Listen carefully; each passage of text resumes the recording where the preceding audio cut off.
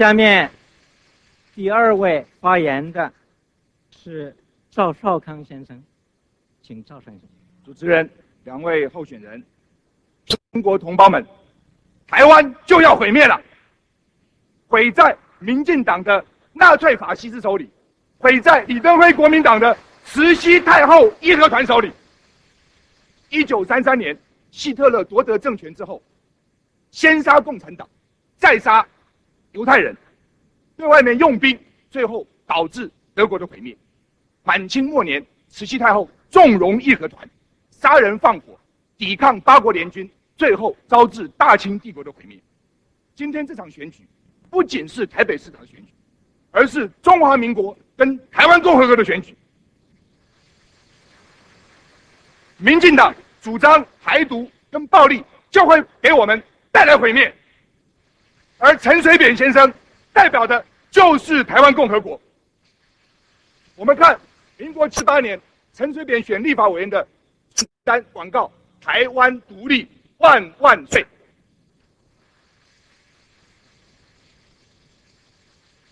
所以在这里，我要请问陈水扁3个问题。第一个问题，请问陈水扁，你承不承认你主张台湾独立？第二个问题，许荣奇是不是你的朋友？你支不支持全民计程车行的暴力？第三，你曾经说过，市长可以不选，引起封命案不可不破。请问你是说谎还是不负责任？请你不要闪躲，一下子说主张台独，一下子又推给要公民投票，一下子又说民进党的党纲决定，一下子又说要升中华民国的国旗，哪有台独要挂中华民国国旗的呢？民国79年、82年，你在立法院你就拒绝在中华民国的国旗下宣誓立法委员。我在这边请问陈水扁先生，我在这边高喊中华民国万岁，你敢不敢喊中华民国万岁？中华民国万岁！中华民国万岁！等等，请不要鼓噪。你喊过听听看，你要喊台湾共和国万岁，还是喊中华民国万岁？我还要请问陈委员3个问题。第一个问题，你认为如果台湾独立，中共会不会打？第二个问题，如果打，你怕不怕？第3个问题，如果打，我们会不会赢？有人说中共要打，早就打了。各位，大家不要忘了，1979年以前有美国第7舰队保卫台湾，1979年以后，从来没有一刻像台独的浪潮像今天这么高涨。非要等到八国联军到了，中共兵临城下了，股票、房地产崩盘了，我们才知道吗？也有人说要把台湾的问题国际化，那么因此我们这个不计代价要进入联合。前夫说，去年3国支持我们，今年7国增加了133%，真是笑话。照这种比例，我们在5年我们就进联合。我们不计代价要 GATT， 大家只在计较说我们比中共早一天还是晚一天进入 GATT。大家知不知道，我们是被要求用已开发国家进入，而中共被要求是用未开发跟开发中国家进入。我们到时候门户大开，我们的工业、农业要受到重大的创击，而中共它是占尽各种便宜。为什么要这样不计代价进入呢？只以为说加入 GATT， 加入联合国，中共如果我们联合国就会出兵，联合国会出兵吗？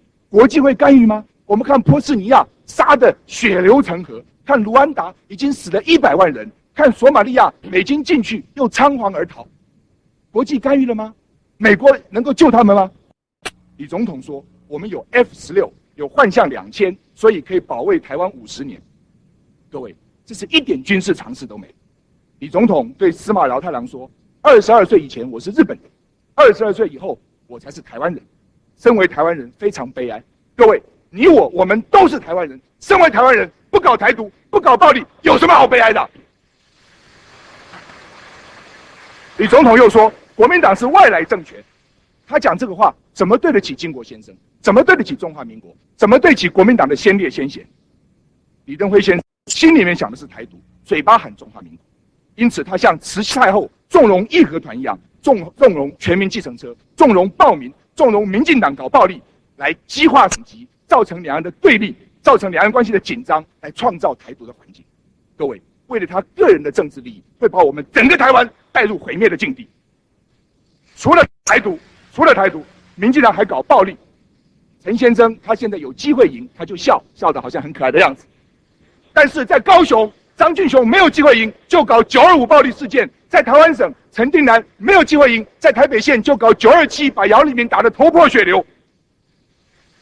他保许荣旗要偷偷出境的时候，没有遵守法律，随传随到义务的时候，请问陈水扁先生你在哪里？81年他怕选立委输给谢长廷，用暴力妨碍公务，法院屡传他不到，你什么时候跟公权力站在一边？现在要选市长，说801、925跟他无关，暴力不应该合理化。去年314事件发生之后，在3月16号早上11点18分，陈水扁委员在立法院说，本席相信，也敢保证，你们一定会被台湾的民主浪潮淹没，一定会提早走进坟墓。什么叫做提早走进坟墓？这是威胁、恐吓，这是把暴力合理化。所以陈水扁委员他其实就是许荣旗的幕后黑手，是全民计程车的幕后黑手，是羞辱行政院的幕后黑手，是羞辱法院的幕后黑手，是支持暴力的幕后黑手，是支持台独的幕后黑手。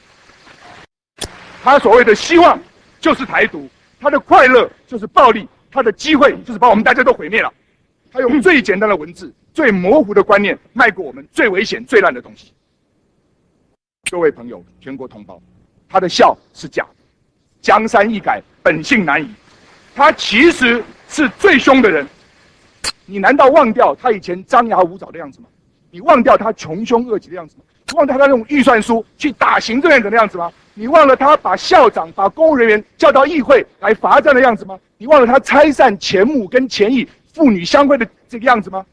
而国民党更是无能，毫无执政的能力，军队、警察、司法、特务都抓在手里，什么事都不干，把整个社会变成一个无政府状态，好人安全受到威胁，没有人可以保护。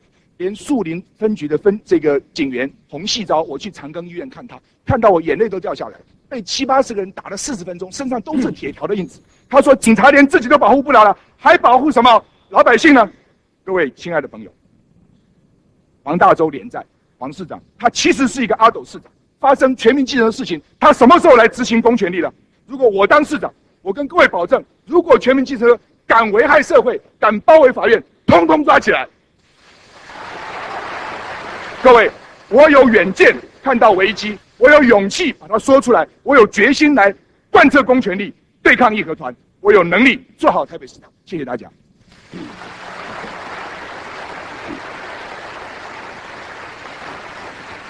下面第3位发言人